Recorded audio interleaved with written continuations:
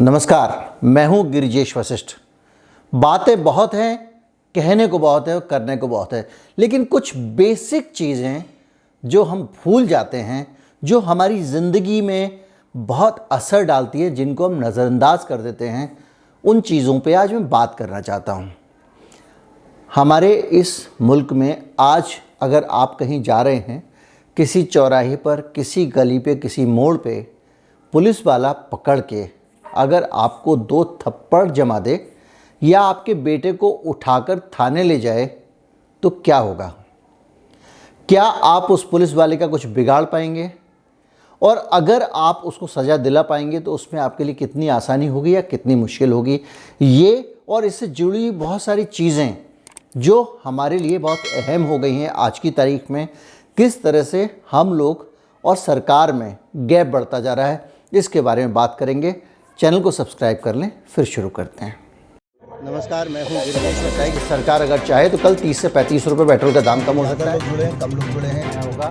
कई बार हम अपने दिमाग के जो सवाल हैं ना, उनको नज़रअंदाज कर देते हैं। बेहद दर्दनाक, बेहद शर्मनाक और दिल दहलाने वाली दास्तान है। जो गरीब आदमी है उसके लिए रेल में यात्रा करना करीब करीब नामुमकिन हो जाएगा। नमस्कार, जय। हमने करोड़ों बार एक जुमला सुना होगा, एक वाक्य सुना होगा, एक सेंटेंस सुना होगा, एक डायलॉग सुना होगा कि भारत में कानून का राज्य है। भारत एक ऐसा देश है जिस पे सबको जीने का अधिकार है। सबको 6 मौलिक अधिकार मिले हुए हैं, जिसमें से सबसे अहम और सबसे आखिरी है एक जो आर्टिकल 32 है, अनुच्छेद 32, और वो ये है कि संविधान को पालन करवाने का अधिकार, संविधान के अधिकार पाने का अधिकार। इस अधिकार में ये अधिकार भी आता है कि जो सरकार है उसकी हैसियत क्या है और आम आदमी की हैसियत क्या है। इन दोनों चीज़ों के बीच में से अगर आप जाते हैं तो निकल के आता है आपके आसपास दिखने वाला आज का परिदृश्य, और इस परिदृश्य में एक बदलाव आप लगातार नोटिस करते होंगे। आप अगर समझ रहे हैं तो ठीक समझ रहे हैं। मैं बात करने वाला हूं इस वक्त महाराष्ट्र की सचिन वाजे की, उनके बॉस की परमवीर सिंह की और पूरे देश की।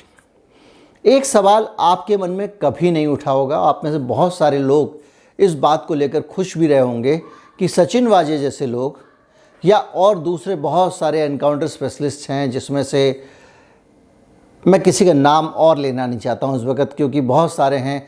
मुंबई पुलिस में ही 8-10 हैं, इसके अलावा दिल्ली पुलिस में हैं। एक मोहनलाल शर्मा जी तो एक मुठभेड़ में शहीद ही हो गए। ऐसे बहुत सारे एनकाउंटर स्पेशलिस्ट अलग अलग जगहों पे इस देश में पुलिस के पास क्यों हैं? एनकाउंटर स्पेशलिस्ट की भूमिका क्या है? हम सब जो एक चीज़ जानते हैं और वो ये है कि इनका काम है ऑन द स्पॉट ठिकाने पे बदमाश को उड़ा दो। हम सब जानते हैं कि पिछले दिनों एक अपराधी को पुलिस आत्मसमर्पण के बाद लेके जा रही थी और उसकी गाड़ी पलट गई और वो मारा गया और कहा गया कि वो पुलिस मुठभेड़ में भागने की कोशिश की वगैरह वगैरह। हम सब जानते हैं कि आंध्र प्रदेश में एक लड़की के साथ छेड़छाड़ के मामले में और बलात्कार के मामले में कुछ कूड़ा बीनने वाले लोगों को गोलियों से उड़ा दिया गया। आप कहेंगे कि अपराधियों को दंड की सज़ा मिलनी ही चाहिए। आप कहें ना कहें, लेकिन आप में से ज़्यादातर कहेंगे, और बहुत अच्छा होता है, क्योंकि इस देश में जो अदालतें हैं वो न्याय करने में देरी लगाती है, इसलिए ऐसे लोगों को उड़ा देना चाहिए। लेकिन एक सवाल आपके मन में आता है कि तेलंगाना में जिस लड़की के छेड़छाड़ के बाद में जिस कूड़ा बीनने वाले को उड़ाया गया, क्या उस कूड़े वाले से बात करने की ज़रूरत थी? क्या ये पता करना ज़रूरी था कि वो कूड़े वाला उसमें शामिल था या नहीं था? क्या ये पता करना ज़रूरी था कि वो सचमुच उसने किया या किसी को बचाने के लिए एक निरपराध व्यक्ति को उड़ा दिया गया?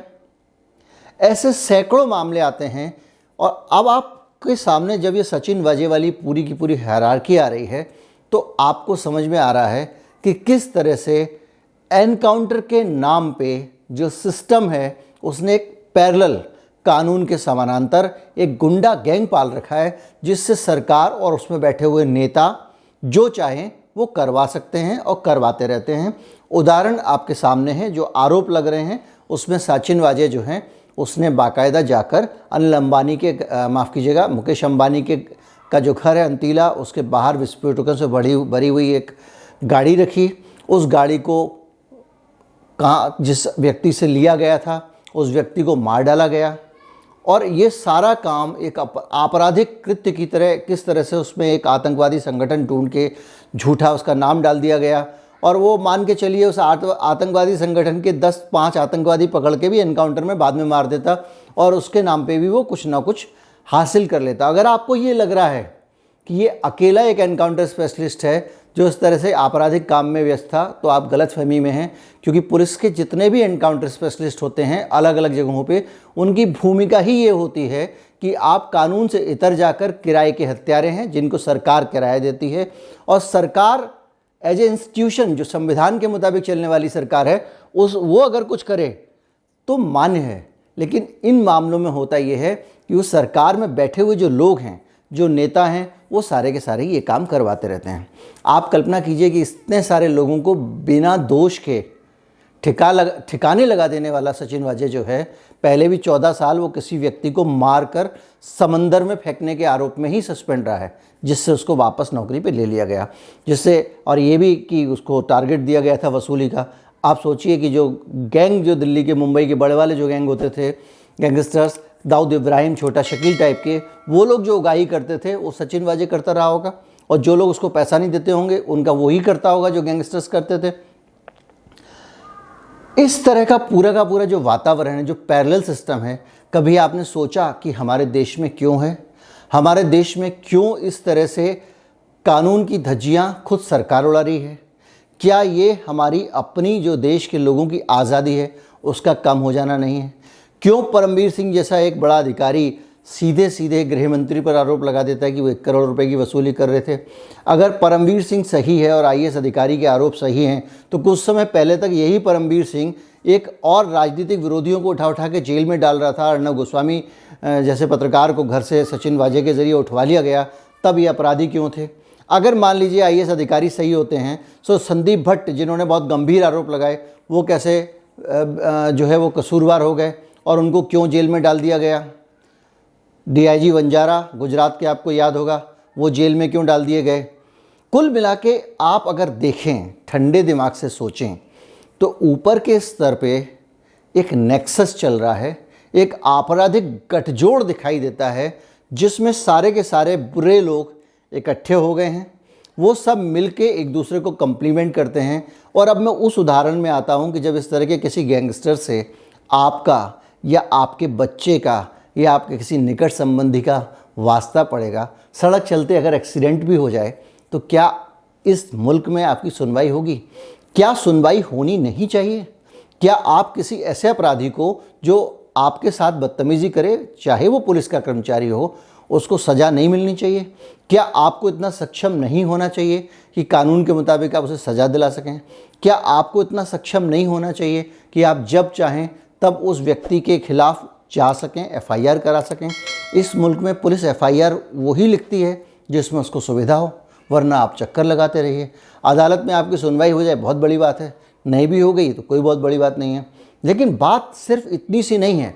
अभी आपसे मैं और बात करूंगा तो हो सकता है कि आप ये कहें कि साहब, कोर्ट में जब सुनवाई ही नहीं होती है तो फिर क्यों मामला कोर्ट में ले जाना? बात आपकी सही है, लेकिन इस बात की क्या गारंटी है कि सचिन वाजे जैसे अफसर या दूसरे जो एनकाउंटर स्पेशलिस्ट, नोएडा में पिछले दिनों आपको याद ही होगा, अभी हाल में थोड़ा सा शांति है, वरना हर रोज़ एक एनकाउंटर होता था नोएडा, गाज़ियाबाद में।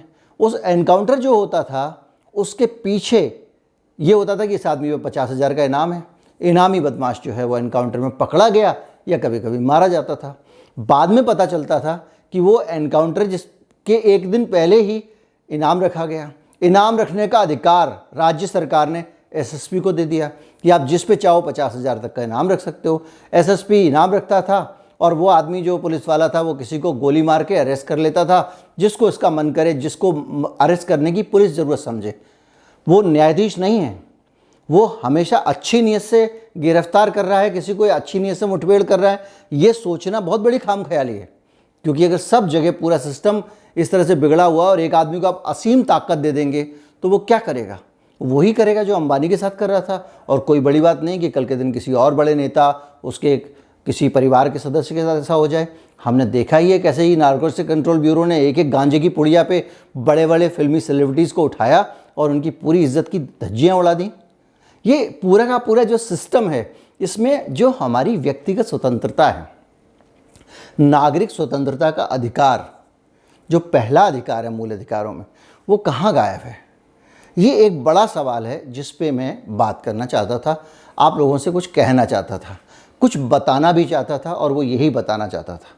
दरअसल इस बात को समझना पड़ेगा कि ये जो सो कॉल्ड कल्चर आया है सीधे न्याय दे देने वाला, इस कल्चर में हमने सही समझकर कुछ गलत कदम उठा लिए हैं और ऐसे लोगों के हाथ में ताकतें दे दी हैं, ऐसे गुंडे और अपराधियों के हाथ में ताकत दे दी हैं जो कि हम सब को कहीं भी इंसान नहीं मानते हैं, इस देश का नागरिक नहीं मानते, मालिक नहीं मानते, क्योंकि जिनको आप चुन के भेज रहे हैं उसमें बहुत सारे अपराधी हैं। अब तो ये रिकॉर्ड पे है, इस पर कुछ कहने की ज़रूरत नहीं है। चुनाव आयोग में दिए गए उनके हलफनामे हैं, और वो अपराधी इस तरह के संस्थागत अपराधी जो होते हैं, जो सरकार के पुलिस वाले होते हैं, उनके ज़रिए लोगों की हत्याएं करवाने लगें, तो आप कल्पना करें कि इस देश का क्या हाल है। इस पर ज़रूर सोचिएगा, ज़रूर विचार करिएगा, अपने दोस्तों को ज़रूर बताइएगा, हो सके तो ये वीडियो फॉरवर्ड कीजिएगा। नमस्कार, जय हिंद।